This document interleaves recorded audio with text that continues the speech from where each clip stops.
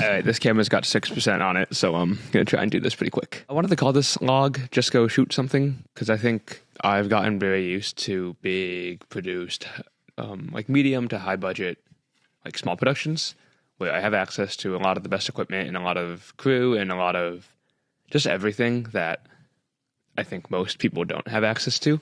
And I forget a lot of the time how much you can do with very, very little. To get back into shooting something like really small, I just spent an afternoon with some friends making a little Converse SPEC ad. I'm sure I'm playing clips of it right now over all this footage. I think it was a small project that really let me focus on like small skills that I wanted to improve upon or just try out for the first time. I think that's like what's really important with small projects, especially spec work. Well, yeah, they can hopefully attract bigger jobs and like showcase what you're doing. I also think that, for me at least, they're a good place to practice or build new skills. For example, this was only my third or fourth time shooting with a red Komodo, the OG, not the X, and it was great because that's a camera I intend on using more and more, and to get kind of more hands-on time, especially in an environment where I don't have ACs and it's just me, was really important. Focusing on run and gun shooting, because again, I really do a lot of like big things where my camera's pretty locked to a tripod all the time. I'm not really ever going handheld just because a lot of my builds are too big to go handheld with. And also I wanted to practice shooting in black and white and coloring in black and white, because I don't really do that very much. One more thing I wanted to try and practice with this project was 3D animation, though that idea kind of failed. I wanted to do like parts of the car chase in 3D, and I ended up just cutting around, like being in the car and outside of the car. In the spec, I have a thief running from a cop who I wanted to do a car chase and just ended up not really fitting. But I don't know, hopefully in the future, I'll get to go back and do some 3D animation just to learn that. Also, with just doing a small project, I had access to like riskier setups for myself. I think a lot of times in bigger projects, producers aren't super on board with a lot of my ideas, and not that you should always be chasing unsafe like rigs and setups. I think that's like a really dumb thing to put out there, but that I was able to kind of just do what I wanted. Like, for example, that shot with the duffel bag in the back of the car is just like tossing the camera kind of in the back of the car and weighing it down and then letting it go, which like a lot of times wouldn't fly. Again, not saying go and like chase risky or dangerous setups, but just the fact that when it is just you can do a little bit more, especially with how my camera was rigged out. It was like a pretty stripped down package, pretty lightweight. Being able to get it in places like a fully rigged out like Mini or like FX9 couldn't get, you know? So just to break down the spec a little bit, I used one of those like 4-in-1, like silver gold bound diffusion flag, like kit things that you can get on Amazon for like $15 as really my only light source. And even then we didn't use it a ton. I just really used the diffusion part of it to soften up the sun when the cloud just moved out of the way. I did have access to a really like cheap Chinese panel light that I would show, but I'm using it to light myself right here. And I think it's important. I think it's important to recognize that like you don't always need the equipment. It's like stuff's like nice to have, and obviously I was shooting on a nicer camera, but I really think that image could have been achievable on most digital cameras. I mean, like any newer iPhone or like even I'm shooting this on an A6000, and most of these video journals have been shot on like I think one was on like my sister's Osmo Pocket and stuff. Like I'm getting a similar enough look out of this image, at least from what I've seen so far. You should be using like a visual style that suits the equipment you have. I knew I had access to a camera. I knew I would have access to a puck with a lot of HUD lighting from the sun, which is why I went with black and white to kind of emphasize that contrast. Again, just for the gear, I had the Komodo, which again could be swapped out for really any camera.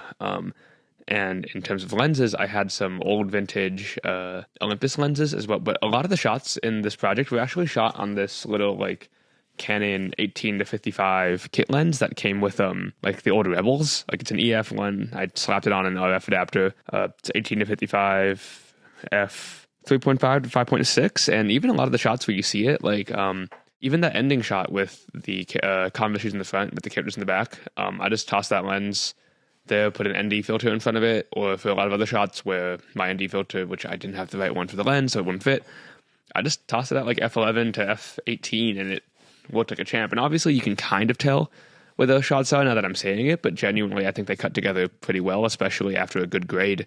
That's just an important thing. Software-wise, I just used DaVinci Resolve, and yeah, I own Resolve Studio, but a lot of the effects I did can be easily achieved in the free version of Resolve, either with free substitute plugins or anything else. I just tossed some like grain on there. Otherwise, I think most of my look was done in the primary wheels. So like, again, I think just what I need to remind myself and to anybody watching this is that there is so much we can do with so little. And I also want to talk about what I could have improved. I think the edit isn't the best. My initial plan was to have a 45-second long cut. 45 was like a hard limit I gave myself, and like where the song kind of could be edited nicely to cut off. But I ended up going for a minute just because I had a bit too much. And I know there's the advice of like kill your darlings, and I cut so much already, but I think a minute was a good sweet spot for me. I do think if an actual editor took a pass on this, it's probably a 30-second cut that could exist in this and be great. But that wasn't really the goal for this project. I wanted to go back and practice those pieces I mentioned earlier.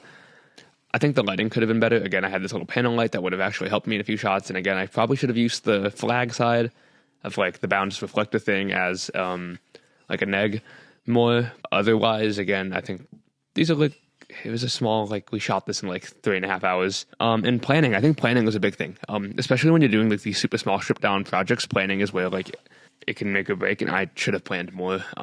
I knew how I wanted it to start, I knew how I wanted it to end, and all like the running and tug of war in the middle were kind of just like made up on the fly. It was very improv in the middle, which I think was not the greatest considering by the time we were shooting all these pieces, we were losing daylight really quickly, and you can kind of tell. But again, the goal was really just to practice like run and gun, black and white, and on the Komodos, and I think those are goals I achieved. I was just one person with 2 people for cast, and occasionally they would help me move like my case and stuff.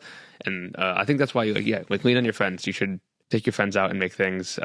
As I'm making this video, me and some friends are planning on doing a really small project in about 2 weeks. Again, it's kind of up in the air, but it's mostly just like having these small projects is really fun. And if it ends up being shot, I'll probably be including some preview footage here or some things that have been in my Instagram already. Even just getting like 1, 2 to 3 more people on your crew can be like a huge benefit. There's like an exponential increase in quality, I think, with each person you add on. Not that saying you need to go get a fully crewed out production with 30 people and have like a whole video village set up, but I think just having more people who are there and willing to help and be invested in these projects is really what will like in the end make them great. And again, like I don't think anyone's expecting these to be giant Oscar winning productions, but rather to show what you can do with very little is what I think would be attractive in a spec project.